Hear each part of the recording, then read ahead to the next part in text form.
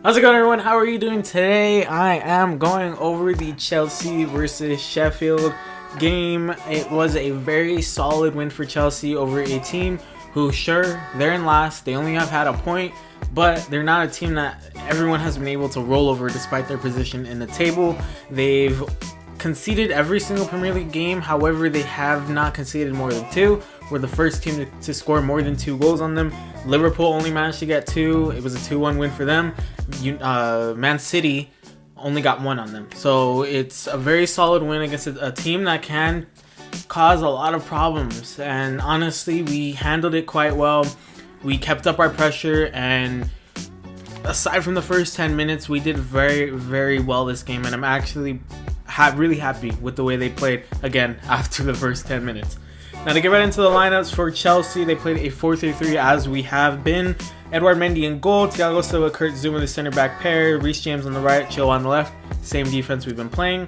The midfield, Mason Mount, N'Golo Kante, Mateo Kovacic, which I'm actually happy to see. I think Kovacic deserves some kind of run in the team or a chance to try and prove why he deserves to be starting for the team.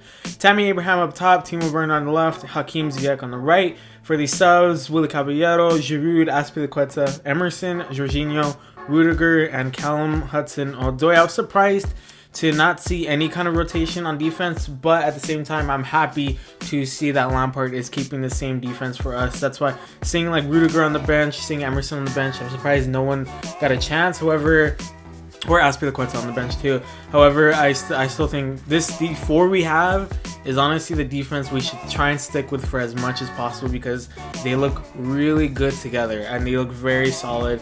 And man, our performance was just really good today.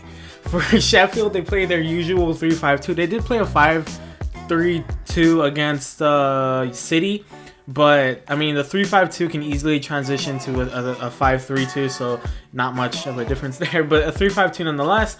Ramsdale in goal, Stevens, Egan, and Basham, the center back trio. Low on the left, Baldock on the right. Lundstrom, Norwood, and Burge, the midfield trio, and McGoldrick and Ryan Brewster up top. For the subs, they had Jagielka, Sharp, Osborne, Robinson, McBurney, Verips, and Burke. Again, the Sheffield side is not a team that we could just kind of roll over. They're really not a team that anyone has actually rolled over this season. No one's really truly just beat down Sheffield, and honestly, I'm happy with the win. Now, early pressure from Sheffield, that was huge for them. They came out and they just came after us. There was a lot of early pressure from them. They pressed high. They kept us pinned back. We had chances to push out, and we did push out, and we went out. We didn't score, but we were pressuring them back. But for the most part, in the first 10 minutes, Sheffield had us pinned in our defensive third, and it paid off in the 9th. They had it in. It was a decent cross, and it was flicked. It was like pushed onto goal. I can't remember. It was their number 8, and I don't have their numbers written down. I think it was their number 8. It gets flicked by him, and then McGoldrick redirects it into the net. 1-0 to Sheffield. I had a feeling Sheffield were gonna cause a lot of trouble for us, but early on, Reece James was already establishing that early cross. Him and Hakim Ziyech were already establishing that good connection that they've been building, and Sheffield were committing players. Now, this is something that the commentators actually pointed out, and I was like, wow, that's interesting, is that Sheffield were committing players in order to force Chelsea back, because if Sheffield's pushing, let's throw out number 8 players forward. Actually, how many would it be? 1, 2, 3, 4, 7. Let's say 7 players forward, keeping their center backs back. Let's say they push 7 players forward, that forces 7 Chelsea players to stay back, because if we don't, then they're going to start exposing the space and they're going to get a goal like they did. And that was actually really smart from Sheffield's point of view. However, it was that kind of sustained pressure that they couldn't keep up, that press that they couldn't keep up without leaving space. Without leaving space for Chelsea to try and come back in and expose them and go after them. Like, Sheffield couldn't press high, couldn't throw those numbers without leaving space behind in their defense, which they did. And eventually Chelsea did start to take advantage.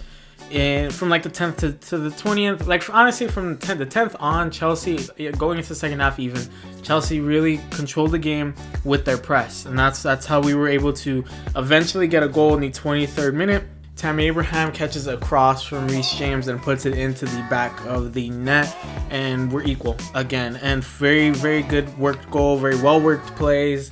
Chelsea, again, the press was just excellent from us today. Chelsea had a very good response. We came after Sheffield. As soon as they scored, Chelsea didn't sit back. They didn't allow Sheffield to get all this momentum. They started pressing Sheffield immediately, and we were able to slowly grow back into the game using our press, using the pressure going forward. We were able to get back into the game, and we were able to just respond in such a good way. And we didn't allow that early goal to get to us. We did not allow that early goal to get to us. Beside that, I mean, Sheffield did look confident coming into the game. They looked like they wanted to take something from this game. They really did. They looked confident, and they were really trying, but Chelsea's press was just too much for Sheffield to deal with. And then 10 minutes after Abraham's goal, it was a very good cross from Ziyech. A ridiculous cross, to be perfectly honest with you. He placed it so well that it just kind of left Ramsdale, the Sheffield keeper, frozen. And he caught Chilwell on the back post, who just, I think it hits off his thigh and goes in. But regardless, it goes in. Ben Chilwell, I believe that's his third goal in the Premier League this season for Chelsea. He had the 2 against Crystal Palace, and now he added a third in this game. He's been absolutely amazing, and that's why I think Reece James and Chilwell are just definitely need to stay around. I think James right now is looking like a much more solid option than Azpilicueta, and I hate to say that because Azpi's been our captain. He's been our guy for 8 years now or something like that. When did he? 2014? When did Azpi join? I mean, I think it was like 2014, 2012, 2014, something like that. He's been around for a while. The point is, he's been around for a while. He played with Lampard. That's how long he's been around. I think it was 2012 when Azpi joined. He's been around for a minute, but the thing is James and Chilwell are just way more informed. Thiago Silva and Zuma are way more informed than Azpilicueta. So the defense we have definitely needs to keep starting. And yeah, the ridiculous cross from Ziyech gets put into the back of net by Ben Chilwell.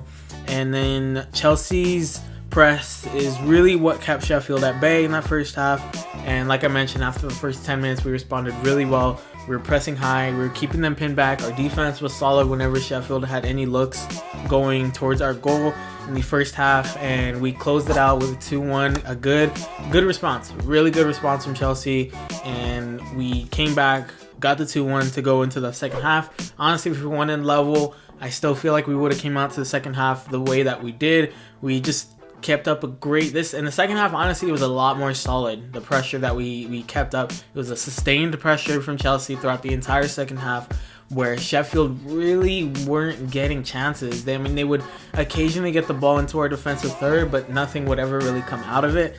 And in the second half, Chelsea pretty much prevented Sheffield from having any looks at goal because of our pressure. Now, with Chelsea's press, the way they've been playing the last 3 games or so, with Chelsea's press, it does leave us at times exposed. There are opportunities, particularly from James and Chilwell, where they press high, right? They help the offense, but then we get caught out. And the thing is I'm not going to say that our press is never going to bite us. It's never going to come back and hurt us where the other team counters and scores on us. But the idea of playing a sort of offense is the best defense game is working, because it keeps a lot of pressure off our defense, and when the pressure comes onto our defense, they're ready. They're not tired. There's no tired legs because our offense is doing so much work in keeping the ball in the opponent's defensive third and forcing their defense to start to crack and open, because we've been honestly facing defenses that are tough to break. We're facing Krasnodar, who had a really strong side. They had a strong showing against us. They really did. You have Ran, who's a very good defensive side, typically, and we still put 3 past, and despite everything that happened in that game. And Sheffield, who I mentioned earlier, has done actually decent this season defensively, despite getting scored on every single game. They have done decently well this season to try and keep the score low so their offense can get into it, but their offense has been struggling. Sheffield's offense has been struggling, so that's one of their main issues. But we've been able to use our press to break these defenses down. Even if we struggle in the first half, we use our press and we're able to break these defenses down. Again, I don't think it's something that's never going to bite us, and we're never going to score on a counter because of our press. It's probably going to happen eventually, especially against higher sides like Liverpool or City. But regardless, it's working right now, and honestly, it's a very impressive thing to watch. And we came so close to scoring, honestly, multiple times for the first 25 minutes in the second half. What is it, up to about the 75th. Well, up until we scored again. Honestly, we were just so close multiple times. There was opportunity after opportunity, and we were just pressing Sheffield, keeping them pinned back. And honestly, James and Ziyech, the partnership grew even more in this game. It's a sign of something really great coming down that right-hand side, because both of them are just excellent crossers. James will just ping in amazing crosses. Ziyech will just do a play where nobody would ever think to do that, and he does it.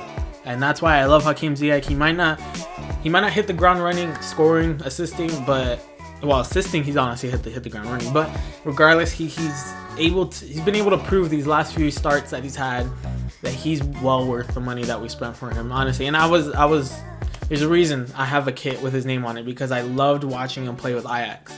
He's one of my favorite players, especially from a creative standpoint, because there's a reason they call him the magician too, because he's able to just create out of nothing, out of thin air. He creates something, and that's what he's gonna bring to this team. He's such a huge asset, and he's such a huge part of this team already, and I just hope he can stay healthy. That's like my only thing with Ziyech.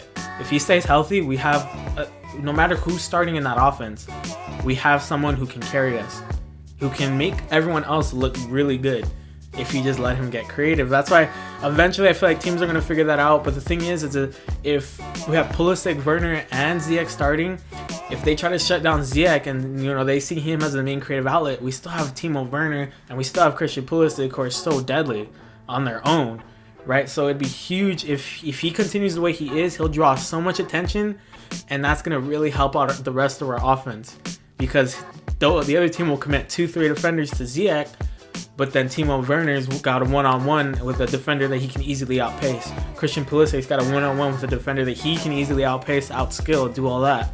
So if Hakim Ziyech keeps playing the same way he is, he's going to really help out this offense more than just scoring and assisting, to be honest with you. He really is. Now in the 77th minute is when Chelsea were finally rewarded for our sustained pressure. We're finally able to get that goal that's been eluding us, to try and push the lead to 2. I wanted them to push the lead further than just the 1 goal, because Sheffield are a scary team when they press forward. I know they really haven't scored, but they're a scary team when they press forward, and we needed that cushion. And in the 77th minute, we got it. There was a free kick right next to the right-hand corner, Sheffield's right-hand corner. Ziyech, of course, the main man, puts in an excellent free kick, and Thiago Silva heads it home. Thiago Silva's first goal of the season to make it 3-1. And again, Hakim Ziyech, I wrote it down right here too, such an amazing creative player. It was a thoroughly impressive win, but I'm skipping the goal. 80th minute, Timo Werner. I forgot what happened. I think it was a misplaced pass from the Sheffield defense, and Timo Werner slots it home right hand side of the goal to make it 4-1. Honestly, a well-deserved 4-1 for once. We got a scoreline in these last... Well, I mean, against Burnley, it was a deserved scoreline too, but this game, it was definitely deserved. We definitely deserved to win 4-1. We just absolutely dominated the game.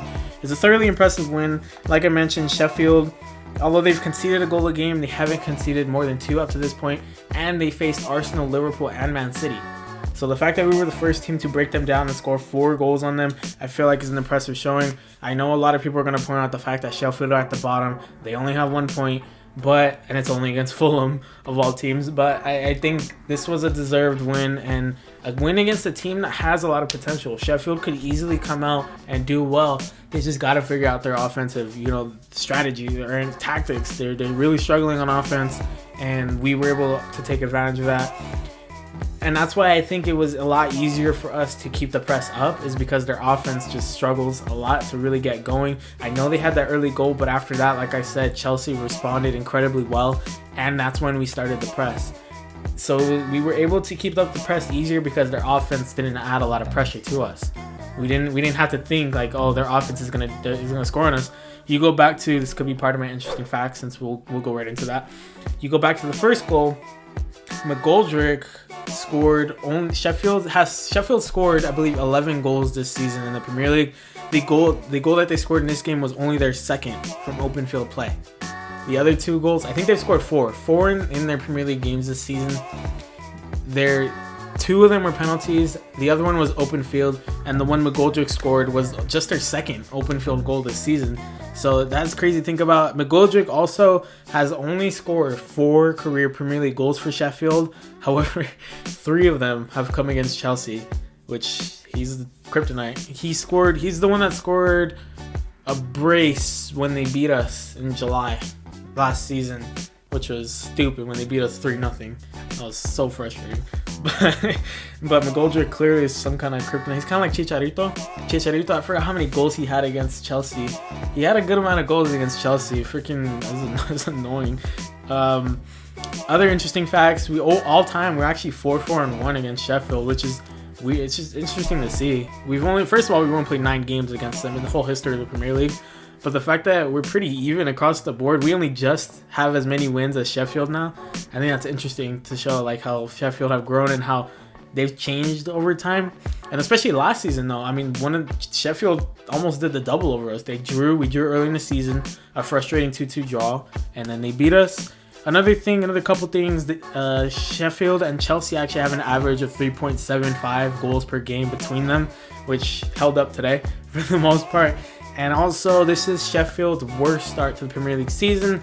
A lot of people pegged them for relegation this season. I didn't really agree. If you go back and watch my Premier League table prediction video, a lot of that is like wrong right now. But first of all, Southampton were top of the table for the first time in their history, so I obviously was wrong.